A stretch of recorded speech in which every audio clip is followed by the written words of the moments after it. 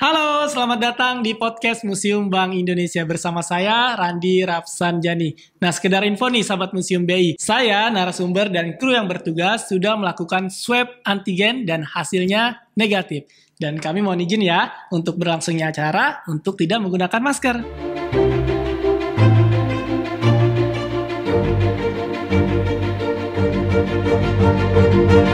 Tidak terasa kita telah memasuki bulan November.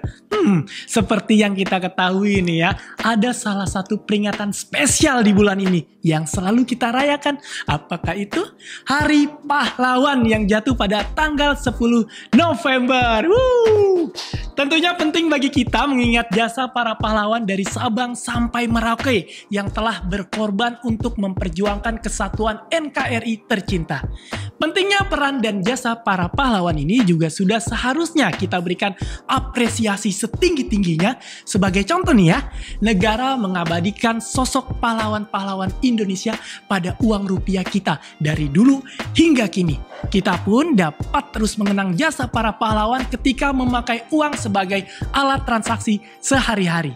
Lantas, siapa sajakah sosok pahlawan yang diabadikan dalam rupiah? Kali ini kita akan ulas secara lengkap dalam episode podcast Sosok Pahlawan Negeri pada Rupiah Dulu dan Kini bersama perwakilan tim koleksi Museum Bank Indonesia, Kak Neneng Ade Mekarsari. Hey! Yeay, halo sahabat Museum BI, ketemu lagi. Aku dari tim koleksi. Halo, apa kabar Kak Neneng? Baik, Kak Randi. Ceria banget ya hari ini. Harus ceria dong Kak Neneng. Mantap. Kalau kabarnya baik nih, jadi penasaran nih. Senang sekali nih kali ini kita akan bisa punya kesempatan ngobrol-ngobrol bareng Kak Neneng tentunya selaku tim koleksi Museum BI ya. Yes. Sehubungan dengan peringatan Hari Pahlawan tanggal 10 November nih Kak Neneng bentar ya. lagi ya Kak ya. Randi mau nanya nih Kak Neneng. Jadi seputar sosok pahlawan yang ada di negeri kita yang masuk di mata uang rupiah kita tentunya dari dulu hingga kini nih Kak Neneng. Nah, sebenarnya pengen nanya tuh apa sih yang bisa diceritakan? Jadi seperti siapa saja sosok pahlawan yang ada pada uang rupiah kita dari dulu sampai sekarang tuh? Penasaran banget kan Neneng? Oke. Sebelumnya Kak, sosok pahlawan dalam uang kita itu udah setiap hari kita lihat, cuman kita kadang nggak ngeh ini namanya pahlawan siapa. Bener-bener. Ya kan, padahal itu tiap hari kita lihat tuh di uang. Nah, sebenarnya penggunaan sosok pahlawan dalam uang itu udah dilakukan sejak dulu banget pertama kali Indonesia merdeka. Kita mengeluarkan ORI. Pernah juga dibahas di podcast sebelumnya. Ada ORI, ada ORIDA. Di ORI itu biasanya yang muncul itu sosok Insinyur Soekarno. Kalau waktu itu kan yang terkenal Insinyur Soekarno ya. Kenapa sih perlu memunculkan sosok orang-orang yang terkenal seperti ini? Supaya orang-orang di daerah lain itu tahu, oh negara kita itu dipimpin sama orang ini, oh negara kita itu diperjuangkan oleh orang ini loh, kayak gitu. Nah, prinsip itu sampai sekarang masih dianut. Makanya kenapa akhirnya pahlawannya itu kan nggak cuma Bung Karno doang. Masih banyak banget pahlawan-pahlawan lain yang memperjuangkan kemerdekaan Indonesia. Nah, supaya orang-orang atau generasi-generasi berikutnya itu tahu dan aware sama pahlawan mana aja sih yang ikut memperjuangkan kemerdekaan. Nah, caranya mengedukasinya ya lewat itu, ditampilkan dalam uang yang memang digunakan dalam kehidupan sehari-hari. Jadi orang-orang tuh nggak asing-asing banget gitu loh sama pahlawan-pahlawan. Bukan cuma Bung Karno doang loh yang dulu berjuang. Ada bapak siapa, ada ibu siapa, dari daerah mana, itu semuanya punya ceritanya masing-masing. Nah, kenapa juga sih perlu banget anak-anak berikutnya gitu, generasi berikutnya tahu soal ini, supaya mereka tuh bisa menghargai cerita-cerita ini gitu loh. Biar bisa diambil hikmahnya tuh apa sih dari perjuangan para pahlawan ini, sebetulnya itu sih Mas. Betul banget kan Neng. Jadi kadang tuh Rani juga kadang penasaran ini pahlawan dari mana ya. Oh, tinggal lihat mata uangnya misalnya 10.000 tuh. Ada Frans Kaisepu, ternyata ada pahlawan nasional dari Papua. Jadi tahu deh. Benar, itu dia. Tapi yang bikin penasaran nih kan Neneng, kenapa di uang rupiah kita harus wajah sosok pahlawan. Kenapa nggak artis aja, selebriti ya kan banyak tuh. Benar-benar. Kenapa harus pahlawan? Kenapa sih harus pahlawan? Jadi sebetulnya kan uang itu adalah salah satu identitas bangsa ya. Tiap daerah, tiap negara tiap negara pasti punya uangnya masing-masing. Kenapa uang itu penting dan melekat langsung ke identitas kita sebagai suatu bangsa yang merdeka. Makanya yang dipilih untuk tampil di uang itu nggak boleh sembarangan orang, bukan cuman orang-orang yang terkenal, tapi orang-orang yang memang punya jasa signifikan gitu loh. Orang-orang yang memang ikut serta membangun bangsa ini sejak dulu kala sampai sekarang berjaya kayak gitu. Kalau Kak Neneng suka yang mana tuh pahlawannya kalau di mata? Aduh, kalau jangan yang pecahannya gede lah. Bener, kalau untuk uangnya sendiri sih prefer yang pecahan gede sih sebenarnya. Tapi kalau untuk ngomongin pahlawannya ya, kalau disuruh pilih sih sebenarnya nggak berani karena mereka semua itu berjasa gitu loh. Jadi kayak nggak mungkin milih cuma 1-2 atau sebagian dari keseluruhan gitu, karena semuanya punya peran masing-masing gitu dalam membangun bangsa ini. Tapi kalau Kak Neneng lihat nih ya, kan kita ada uang koin juga, ada uang kertas. Kalau yang uangnya di pecahan uang koin ya atau logam kan pecahannya kecil tuh, berarti jasanya kecil dong? Oh enggak, sama sekali enggak kayak gitu. Jadi tidak ada korelasi antara gambar dengan nilai historisnya gitu. Jadi ya kebetulan aja gitu. Bukan dibilang kebetulan, tapi intinya tidak ada korelasi antara besaran jasa dengan nominal uang. Gitu. Jangan kayak gitu ya, sahabat Museum BI. Bukan nggak bisa dinilai semata-mata dari segi itu aja. Bener banget tuh sahabat Museum BI. Jadi apapun pecahannya, apapun nominalnya, jasa pahlawan kita itu sama ya. Nggak bisa dibandingin dengan nilai nominal uang. Nah, kalian nih yang bikin penasaran nih ya, ada gak sih fakta atau cerita menarik dari sosok pahlawan yang ada di uang seri pahlawan kita ini?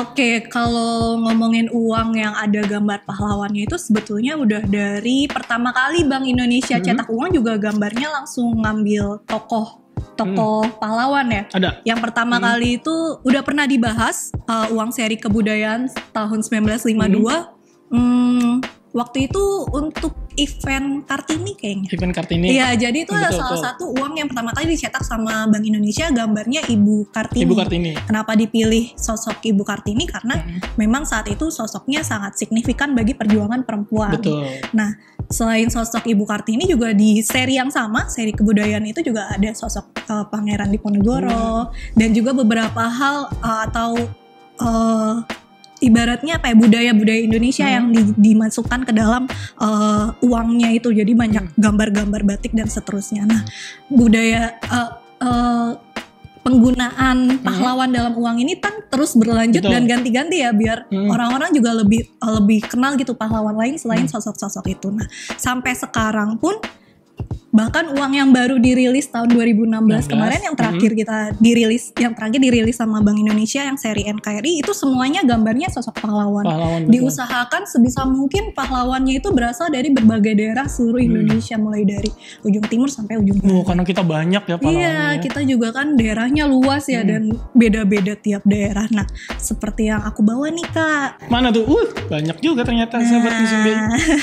Kalau yang ini nih, ini uang yang biasa kita pakai. Sekarang. Iya, kalau kakak mau pegang juga. Boleh. Nah, ini uang-uang yang sampai sekarang masih kita pakai kan untuk jajan. Ibaratnya nih kalau adik-adik yang masih kecil nih ada pecahan kecil yang biasa dipakai untuk jajan. Ini semua uang-uangnya ada gambar pahlawannya dari daerah yang berbeda-beda. Betul. Nih kalau yang aku pegang ini. Nah, itu dari mana tuh? Kalau yang perempuan siapa ya? Nah, ini pecahan Rp1.000. Ini gambarnya Cut Mutia. Cut Mutia itu pahlawan perempuan dari Aceh. Jadi selain Cut Nyadin ada juga yang namanya Cut Mutia, teman-teman. Jadi tahu ya? Iya, ada ini dari Aceh. Kemudian ada juga Muhammad Husni Tamrin. Muhammad Husni Tamrin pada pecahan Rp2.000. Kenapa? Siapa sih? Sebetulnya banyak orang yang nggak paham. Ternyata Tamrin itu adalah nama pahlawan loh. Orang-orang kan taunya cuman Jalan Tamrin ya, atau area Tamrin kayak gitu. Tamrin itu diambil dari namanya Bapak ini, Bapak Husni Tamrin. Dia itu salah satu orang Betawi yang masuk ke dalam jajaran Dewan Perwakilan Rakyat pertama kali pada masa itu. Jadi tuh ceritanya panjang. Intinya tahun 1929 itu terjadi gejolak gitu. karena Batavia, sebelum Jakarta namanya Batavia. Betul. Batavia itu nggak punya wakil wali kota yang kompeten, jadi kayak dipilih asal aja gitu dari orang Belanda gitu. Akhirnya banyak yang protes. Nah, si Bapak Muhammad Husni Tamrin ini akhirnya menduduki posisi wakil wali kota di situ. Wow, berarti Jadi nggak dia sembarang orang ya Kak? Betul, dia ini bukan orang sembarangan jelas ya berarti ya. Wow. Dia itu salah satu orang Betawi yang menduduki posisi pemerintahan pertama pada masa Keren itu. banget. Nah, terus ada lagi nih namanya Kiai Haji Idam Chalid. Idam Chalid, nah itu dari Dia mana tuh? ini sebetulnya santri. Santri? Iya, dia santri di Jawa Timur. Kalau kalian pernah dengar Gontor? Gontor, dia Nah, tahu. alumninya nih. Oh. Kiai Haji Idam Chalid. Nah, meskipun dia santri di Gontor, tapi dia aslinya orang Kalimantan, Kak. Orang Kalimantan. Iya, jadi dia orang Kalimantan, pesantren di Gontor, dan dia menguasai banyak bahasa. Apa ya istilahnya polyglot ya kalau nggak salah. Dia tuh punya keahlian banyak bahasa, bahasa Arab, Jerman, Prancis, terus bahasa Inggris juga, bahasa Belanda juga, Wow. bahasa Jepang juga. Jadi dia itu sering banget jadi penerjemah di dalam berbagai macam forum. Nah, di forum-forum itulah dia ketemu berbagai macam ulama dari berbagai macam lapisan masyarakat. Betul, gitu. betul. Nah, akhirnya tumbuh menjadi salah satu ulama yang paling disegani di Indonesia. Salah satu pahlawan nasional kita tuh asal Kalimantan. Nih dari kalangan ulama. Nah, selanjutnya di pecahan 10.000 ada Franz Kaisepo namanya. Ini yang aku tanya tadi tuh, yang dari Papua ya. Betul. Ini adalah sejujurnya ini adalah pertama kalinya sosok pahlawan nasional dari Irian ya sebutnya. Iya juga ya. Dari Irian benar-benar. muncul di uang. Sebelumnya belum pernah ada. Nah, Tapi kenapa dia siapa tuh Kak? Nah, dia ini siapa sih? Jadi sebetulnya dulu saat Indonesia Iya. masih dijajah, nama area Irian itu Papua Nugini. Papua Nugini. Iya, Nederland Nugini disebutnya gitu, Nederland Nugini. Tapi karena saat itu orang-orang yang dipimpin oleh Franz Kaisepo ini nggak mau gabung ke penjajahan Belanda, akhirnya dia ngerubah nih, Bapak Franz Kaisepo ini ngerubah yang tadinya Nederland Nugini berubah jadi Irian. Irian itu singkatan dari Ikut Republik Indonesia Anti Nederland. Ternyata singkatan Irian itu singkatan. Iya. Nah, itulah yang jadi salah satu bentuk perjuangannya Franz Kaisepo untuk menyatukan area Irian ke Indonesia gitu loh, biar terlepas dari penjajahannya Belanda. Ini Franz Kaisepo. Jasanya sangat besar. Makanya nggak bisa milih, semuanya betul berjasa banget. Ceritanya gitu. juga menarik. Iya, kita lanjut lagi ke pecahan berikutnya ya Kak. Ini Boleh. Ini boleh dibawa pulang? Jangan dong. Ini yang 50.000. Ini gambarnya Insinyur Haji Juanda. Tuh kalau dari bandaranya di Surabaya, pasti Surabaya. Oh enggak, sayangnya bukan sayangnya sih. Kebetulan Bapak Juanda ini orang Jawa Barat. Orang Jawa Barat? Iya, meskipun bandaranya ada di Jawa Timur, tapi dia orang Jawa Barat, orang Tasik. Orang Tasik. Ini adalah salah satu putra kebanggaannya. Jadi kenapa sih Insinyur Juanda tuh akhirnya muncul di uang dan ditetapkan sebagai pahlawan nasional? Jadi dulu itu dia salah satu orang yang rajin menjadi bukan rajin, sangat kompeten menjadi delegasi Indonesia dalam berbagai forum internasional, salah satunya KMB, kayak gitu. Sering banget mewakili Indonesia, apalagi kalau topiknya membahas soal ekonomi dan finansial. Waktu itu sebagai negara yang baru merdeka, otomatis nggak banyak orang yang bisa menduduki posisi itu dong. Betul banget, betul. Bapak Juanda ini salah satu orang yang sangat kompeten di bidangnya. Kemudian juga dia sempat mengeluarkan deklarasi Juanda. Itu intinya adalah pokoknya nih seluruh area perairan yang ada di Indonesia, kan kita antar pulau tuh ada perairan, semua area perairan yang ada di wilayah Indonesia ataupun di dekat batas-batas pulau Indonesia itu adalah bagian dari Negara Kesatuan Republik Indonesia. Artinya apa sih Kak? Kenapa ini penting banget? Kenapa tuh? Supaya karena kan memang Nusantara itu sebelum jadi Indonesia namanya Nusantara, itu salah satu zona yang paling sering dilewatin sama pedagang-pedagangan. Nah, mereka lewat itu gak bayar pajak ibaratnya, lewat aja, bebas aja, dan orang Indonesia sendiri gak dapat keuntungan dari sana. Ibaratnya keuntungan yang signifikan lah gitu.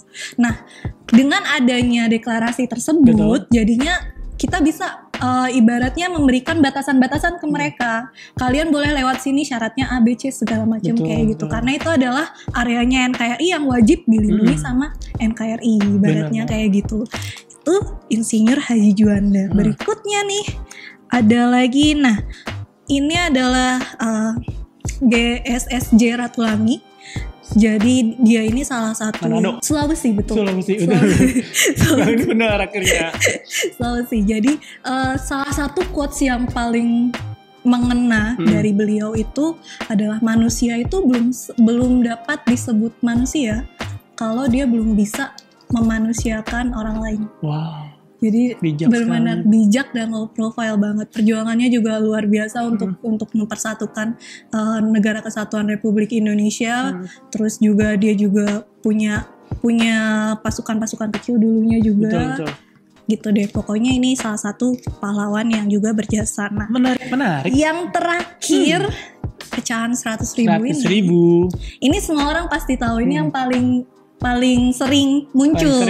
Iya, founding father ibarat ya, salah satu di antara bapak-bapak yang sangat berperan dalam pencapaian kemerdekaan Republik Indonesia. Ini adalah gambarnya Insinyur Soekarno dan Muhammad Hatta. Ya, pokoknya duo ini udah gak usah diceritain deh, kita udah tahu dan banyak juga yang udah paham ceritanya kayak gimana. Gitu sih Kak. Jadi macam-macam daerah, fakta unik dan cerita menariknya pun ada di dalam uang tersebut. Mulai dari daerah tadi Kalimantan, Manado, macam-macam tuh. Betawi juga ada dari Jakarta ya. Papua juga. Irian. Sebutannya sekarang Irian. Betul kan ini. Jadi selain bahasa yang mempersatukan kita, sebenarnya uang juga ya. Iya, betul banget, itu salah satu alat yang mempersatukan kita semua. Betul. Jadi karena pahlawan kita banyak, makanya kita ada regenerasi tuh untuk ganti mata uang kita dengan pahlawan lain yang kan ini ya. Thank you banget nih untuk cerita dan sharingnya yang seru banget, ceritanya menarik banget. Jadi sahabat Museum BI makin tahu kan. Nah, untuk informasi-informasi seru lainnya, jangan lupa untuk saksikan podcast Museum Bank Indonesia.